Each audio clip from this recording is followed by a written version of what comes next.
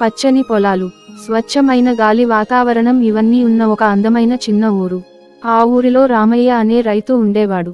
ఆయనకి 2 కుమారులు, పెద్దవాడు కళ్యాణ్, చిన్నవాడు ప్రభ. కళ్యాణ్ చిన్నప్పటి నుంచే ఇంటి పనులలో, పొలంలో తన నాన్నకి తోడుగా ఉండేవాడు. ప్రభ మాత్రం చదువుల మీద మక్కువ చూపేవాడు. ఇద్దరూ గుణంలో వేరైనా ఒకరినొకరు ఎంతో ఇష్టపడేవారు.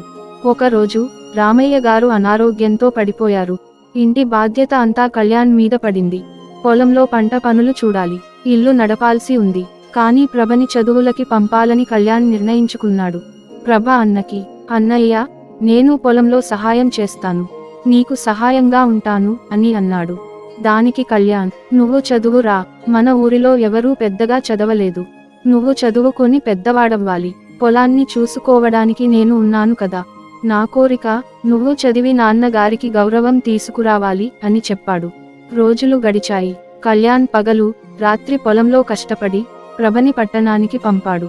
ప్రభ కష్టపడి చదివి ఇంజనీరు అయ్యాడు. కొన్ని సంవత్సరాల తరువాత ప్రభ పెద్ద కంపెనీలో ఉద్యోగం సంపాదించి ఊరికి తిరిగొచ్చాడు. తన అన్నయ్యను చూసి కన్నీళ్లు ఆపుకోలేకపోయాడు. పొలంలో ఇంకా చెంటోడ్చే అన్నయ్యని చూసి, అన్నయ్య, నువ్వు చేసిన త్యాగం వల్లనే నేను ఇంతటి వాడిని అయ్యాను. ఇక నీకు కష్టాలు వద్దు, మన ఊరికి మంచి పాఠశాల, ఆసుపత్రి కట్టుదాం, మన నాన్నగారి పేరు వెలిగేలా చేద్దాం అని అన్నాడు. కళ్యాణ్ హృదయం ఆనందంతో నిండిపోయింది. తమ్ముడు తన కలలను నెరవేర్చడం చూసి గర్వపడ్డాడు. ఆ ఊరిలో ప్రతి ఒక్కరూ అన్న తమ్ముళ్ళ బంధాన్ని చూసి ఆశ్చర్యపోయారు.